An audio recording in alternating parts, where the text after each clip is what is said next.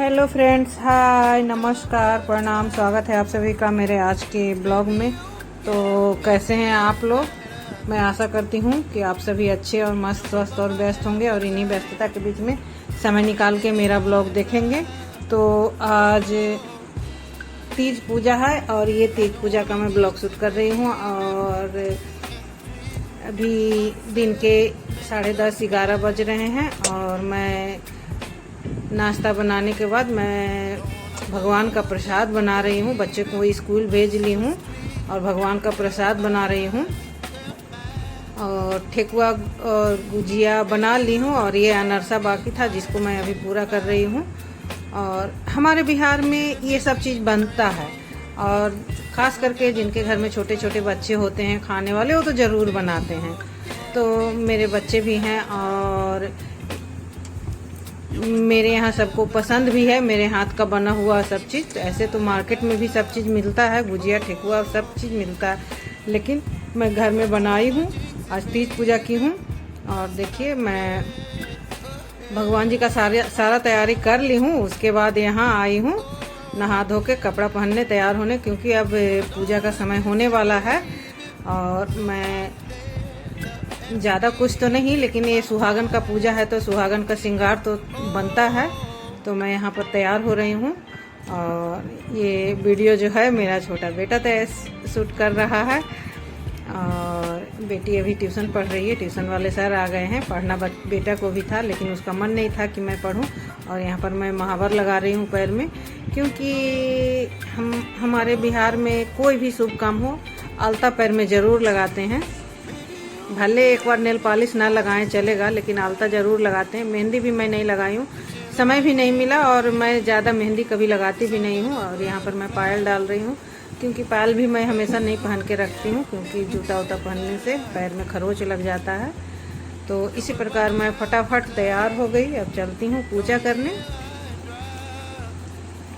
और ये पूजा मैं शाम 7:30 बजे करने जा रही हूँ।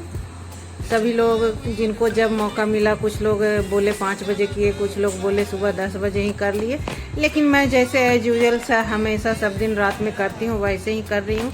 ये देखिए मैं भगवान जी को गार्डन से मिट्टी लाके बना के सारे तैयारी करके और तैयार होने गई थी। अभी अब मैं पूजा करना शुरू करूँगी और मैं पूजा खुद से करती हूँ। मैं पंडित जी को नहीं बुलाती हूँ, मैं अपने जैसे शुरू से की हूँ वैसे ही करती हूँ। मैं बीच में देखा देखी करके कुछ चेंज नहीं करती हूँ। और पूजा मैं ये इकलौता पूजा है साल भर में जो कि मैं करती हूँ, क्योंकि मैं बहुत सारे मेडिसिन खाती हूँ तो मैं मेडिसिन छोड़ना हानिकारक हो जाता है, इसलिए मैं फास्टिंग ज़्यादा करती नहीं हूँ, पूजा भी नहीं करती हूँ। और भगवान पर इतना भरोसा करती हूँ कि भगवान मुझे ज़रूर समझेंगे कि मैं पूजा क्यों नहीं करती हूँ ज़्यादा। तो यहाँ पर जैसे हमारे गांव में, घर में, मायके में, ससुराल में होता है, मैं सेम उसी तरीके से पूजा कर रही हूँ। और हमारे गांव में जैसे पीढ़े पे बैठाया जाता है, तो मैं थाली में इसलिए बिठाती हूँ कि सुबह विसर्जन करने में हमको बहुत आराम होता है। और हल्का थाली होता है, हल्का थाली को उठा के अपना विसर्जन करने हम लोग तालाब पे चले जाते हैं। और इसी प्रकार हम तीज का पूजा कर लेते हैं। और पतिदेव अभी ऑफिस से नहीं आए हैं, लेकिन मैं ऐसे टाइम में करना शुरू करती हूँ कि लास्ट होते होते आ जाते हैं। और मुझे अभी वॉइस ओवर करते करते पिछले साल का तीज याद आ गया। पिछले साल के तीज में हम छत्तीसगढ़ में थे और हमारे पतिदेव झारखंड में थे। हम बहुत मिस किए थे उनको, क्योंकि मेरे पतिदेव भी हमेशा से लास्ट में पूजा में शामिल ज़रूर होते हैं, जैसा कि इस बार भी होंगे। अभी आएंगे तो मैं आपको दिखाऊंगी। और मेरे बच्चे बहुत एक्साइटेड रहते हैं इस पूजा के लिए। अभी पूजन करने के बाद मैं कथा करूंगी, आरती करूंगी, उसके बाद पूजा का समापन होगा। फिर मैं खाना भी बनाऊंगी, रात का खाना बनाना बाकी है। और बाहर मौसम भी बहुत गंदा हो रखा है, बहुत गीला हो गया, बारिश लगातार बना हुआ है। तो आप सभी पूजा को एंजॉय कीजिए। मैं अभी पोटली ले करके फिर कथा करूंगी और कथा के बाद आरती, उसके बाद पूजा समाप्त हो जाएगा।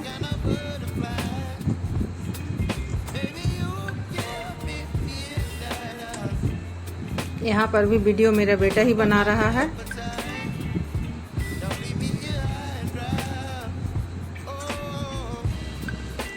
मैं भगवान से प्रार्थना करती हूँ कि अगर कुछ भूल चूक गलती हो गई होगी तो माफ़ कर देंगे, क्योंकि मैं ज़्यादा पूजा नहीं करती हूँ, तो गलती तो इंसान से ही होती है। तो भगवान मुझे माफ़ करें कुछ गलती होने से। तो ये देखिए, मैं सुबह तालाब आई विसर्जन के लिए, क्यों सुबह का पूजा मैं घर में कर ली हूँ और उसके बाद विथ फैमिली परिवार के साथ हम लोग तालाब आए हैं। हमारे इधर विसर्जन का कार्यक्रम जो होता है, कहा गया है, हमारे इधर ऐसा कहा जाता है कि कौवा के जागने से पहले किया जाता है। मतलब जब हम विसर्जन करने जाते हैं जा रहे होते हैं तो कौवा का आवाज़ सुनाई नहीं देना चाहिए। तो मैं मुंह अंधेरे निकली, सुबह होने से पहले ही निकली। तब तक नदी पर पहुंची तो वहां पर कोई नहीं गया था, और बहुत शौक से मेरी बेटी इस बार लेके गई थी विसर्जन करने के लिए। बाद में सवाल भी कर रही थी कि मम्मी माथा पर ही क्यों लेके जाते हैं। तो देखिए अभी तालाब का, नदी के पास का लोकेशन कैसा लग रहा है कलर, क्योंकि अभी धूप नहीं निकला है, सुबह नहीं हुआ है, कोई लोग नहीं। सबसे पहले मैं पहुंची थी नदी के पास। तो मैं यहाँ विसर्जन का करने से पहले फिर से आरती कर रही हूँ।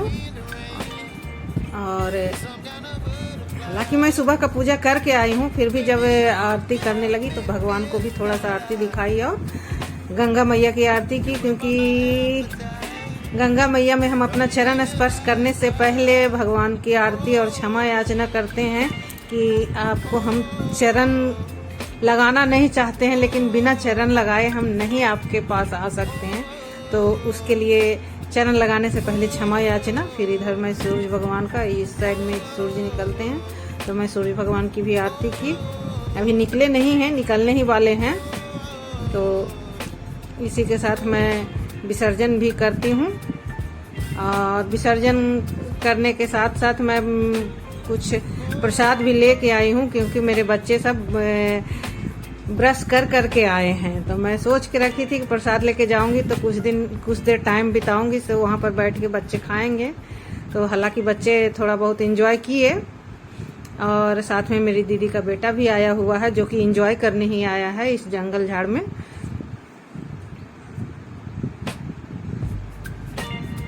तो अभी मैं विसर्जन करती हूँ।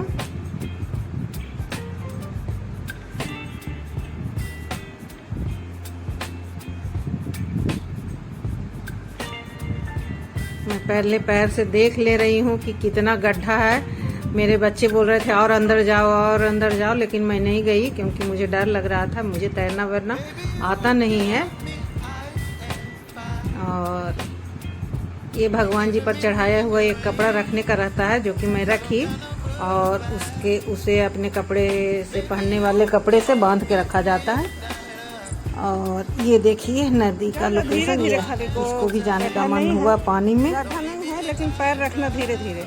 मैं बोली संभाल के जाना, तैरना तो तुम्हें भी नहीं आता है, क्योंकि पानी बहुत नहीं था, लेकिन पानी का फ्लो बहुत है, बहुत तेजी से मतलब बह रहा है पानी। कैमरा में तो कवर नहीं हुआ है, बहुत आवाज़ गड़ गड़ निकल रहा था। यह देखिए मेरी बेटी प्रसाद खा रही है। पतिदेव ब्रश करके नहीं आए थे, बैठे हुए हैं। नहीं, बात पानी की नहीं है बेटा। थोड़ा देर एंजॉय किए, टाइम पास किए, अच्छा लगा। हो सकता है अंदर अंदर भी अभी तक तो कोई नहीं आए थे, लेकिन अभी दूर से दिख रहे हैं कि कोई आ रहे हैं। ये देखिए तीनों पानी में चले गए। मुझे भी मन था, लेकिन मैं जाती तो सब गीला हो जाते, लेकिन सुबह सुबह नदी के पानी में नुकसान करता। अभी बच्चों का एग्जाम भी चल रहा है और तबीयत वगैरह खराब हो जाता था, फिर लेने के देनी हो जाता, इसलिए मैं नहीं गई और ना उन लोगों को ज़्यादा भीगने दी। इन लोगों का तो बस चलता था, सब डुबक के नहा लेता। और अभी नदी का पानी भी फ्लो ज़्यादा रहने के कारण गंदा भी है। ये देखिए अभी सब लोग विसर्जन के लिए आने शुरू हो गए। अब हम लोग कोशिश करेंगे कि हम लोग भी चलते हैं। ये लोग पता नहीं, हम नहीं पहचानते हैं, बहुत से लोग हैं, बगल की कॉलोनी से आए होंगे।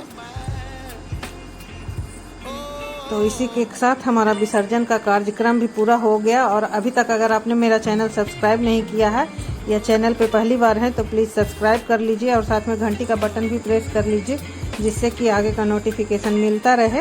और वीडियो में अंत तक ज़रूर बने रहें। और मुझे मेरे फेसबुक पेज कुमार्स पर भी फॉलो कर सकते हैं और मेरे इंस्टाग्राम अकाउंट को भी फॉलो कर सकते हैं। मेरा इंस्टाग्राम अकाउंट है कुमार्स फ्रॉम बिहार। और इसी के साथ हम वापस आते हैं और रास्ते में सखियां भी मिल गई। आइए ना, आइए। ये सब मेरी कॉलोनी की सखियां हैं, ये सभी विसर्जन करने जा रही हैं। तो इसी के साथ मैं आज का ब्लॉग समाप्त करती हूँ। अगर आपको आज का ब्लॉग पसंद आया हो तो लाइक कीजिए, कमेंट कीजिए और चाहने वालों के साथ शेयर कीजिए। और चलिए मिलते हैं नेक्स्ट वीडियो या ब्लॉग में। तब तक के लिए नमस्कार। और ये कुछ फोटोग्राफ्स थे जो आपके लिए मैं डाल दी। चलिए मिलते हैं दूसरे वीडियो में। तब तक के लिए नमस्कार और अंत तक बने रहने के लिए आप सभी का बहुत बहुत धन्यवाद।